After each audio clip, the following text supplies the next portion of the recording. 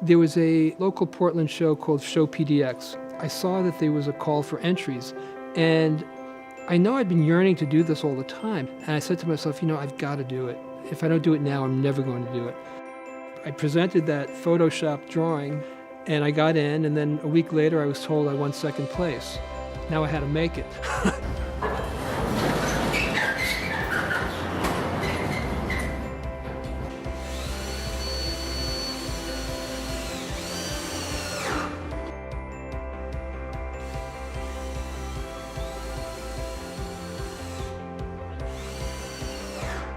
I'm Neal. I'm an artist, designer, maker. I make sculptural furniture and sculptural lighting. Each piece is one of a kind and totally unique. I work with various different materials. When I first learned about concrete canvas, I was thinking, what an interesting material. And nobody's really done much with it, so that would be an interesting material to play with. And I thought, how can I stretch the material to its limits? And so I don't really know how I came up with this form. I'm always clipping out pictures from design magazines of pieces that I like, and maybe there's one little aspect of a piece that I find interesting and I'll incorporate that. There's really nothing new under the sun. Everything is a variation of something else. Concrete canvas is a new material. It's high-density concrete sandwiched in between layers of canvas. I'd say the most interesting part about it is you can get it into these shapes that would be very difficult to get into with any other material. It's strong in a lot of ways, it's not strong in other ways, so it creates a lot of possibilities. It developed about 10 years ago, so people are still discovering how to use it as I'm discovering how to use it, what it can do. And I was trying to make it rise up and be lyrical.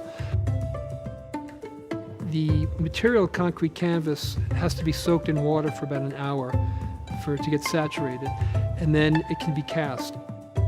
It's a very intense process because you only have one shot.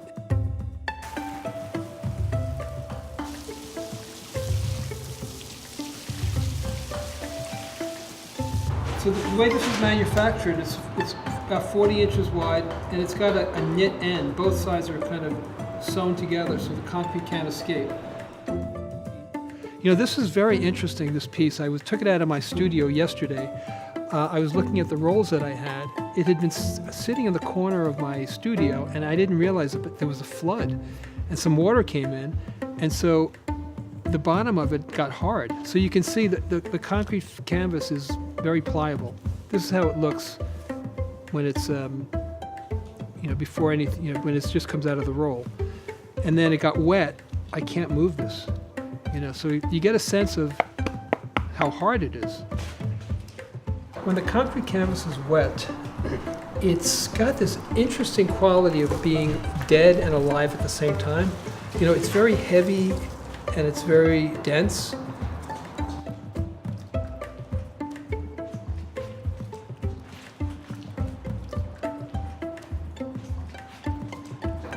The experience I had with moving that long piece was like, handling a big snake. It's very alive, but it's inert at the same time.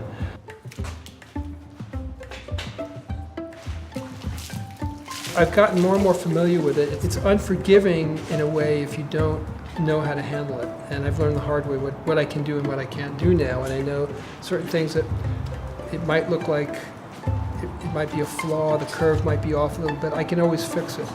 But handling it it's indescribable, but it is very responsive to the touch. You have to respect it like you respect any material that you're working with. I feel a strong affinity for the material, even though, it's concrete. How romantic can that be? And it's constant experimentation. I had my idea of what it looked like, and then I played with it. I came up with a mock-up.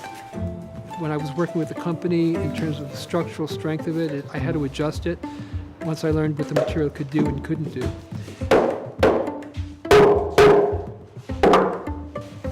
And that's really what I like about Picasso, is he just did so many things. But he always experimented, sometimes successful, sometimes less successful. And you know, I play around with forms. Maybe 2 out of 100 I think are worthwhile pursuing, and I just try it, and there you go. You know.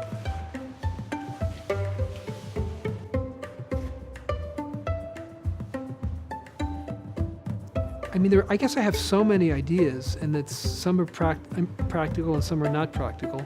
And at some point, you have to choose, you know. And so I just said, all right, what the hell? Let me just see what this thing can do.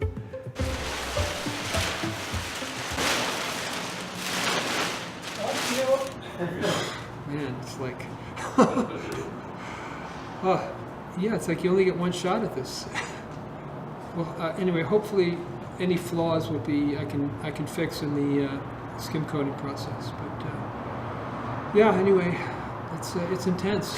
it's an epic journey doing this. Yeah. And it's just the first step. So we'll see what happens. Anyway, tomorrow.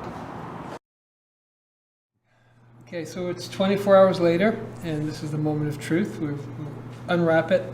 It's been covered with plastic to keep it cured. So let's see.